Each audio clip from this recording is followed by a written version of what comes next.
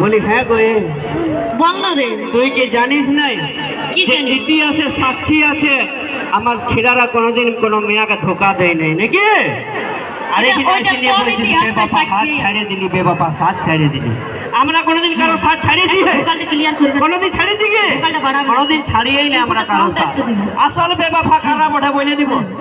बोले दी बोल ना रे बोल। ए दादा बोले दी है। देख बे उसके चेहरे ने मुझे निकम्मा कर दिया और उसके प्यार में बदनाम।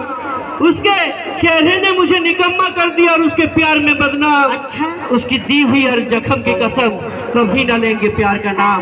क्योंकि बेवफा होती है आजकल का लड़कियों का दूसरा नाम। बेवफा यारा हो हमारा बेटा छिला गला बुझेছিস से ছেলেদের নিয়ে কিছু বলবি না। बेवफा बोठी हमरा बोठी क्यों बेवफा क्यों बोठी ना ना देखले रे की बोलले ए दादा यार ना बोलছে এটা কি সত্যি মানে ইয়ারা মনে করছে কথাটা কি সত্যি? তুলসী পাতা শুন শুন তুলসী পাতায় বটি বুঝলিস ধোয়া তুলসী পাতা একদম বটি মানে ইয়ারা না থাকলে আমাদের পূজা পাশা সব বন্ধ হয়ে যাবে মানে ইয়ারা থাকবে তবে পূজা হবে বাবারে রাজ্য গল্প এত বড় যে বামনিতে দুর্গা পূজা হয়েছে এত বড় যে অনুষ্ঠান হচ্ছে কাদের দলতে হচ্ছে সেই ছেলেদের দলতে হচ্ছে নাকি পাড়ায় পাড়ায় রাস্তায় রাস্তায় ঘুরে সেই ছেলেরা চাঁদা করে তবে যাই অত বড় দুর্গা পূজা হয় তোদের বিটি ছেলেগুলো শুধু মেকআপ লাগাই এসে দুর্গা মায়ের কাছে সেলফি তুলতে জানে নাকি আর উপাস কারা করে গো উপাস কারা করে মিয়া লোক নাকি বিটি ছেলে করে উপাস একবার চন্দন করে সবাই মিলে গুলগুলি মানে হাত তালি দাও তোমরা করেছো তোমরা উপাস করেছো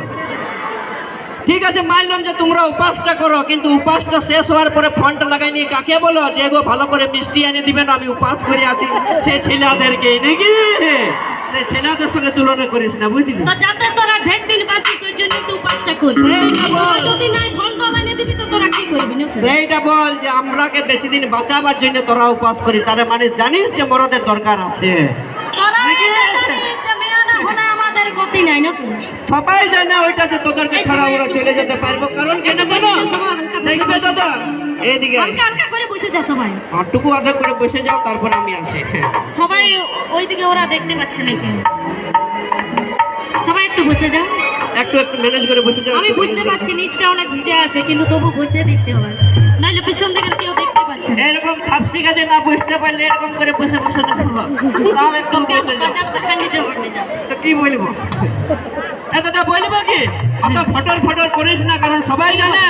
যে ওই জিও সিমের টাওয়ার আর এই মরদ লোকের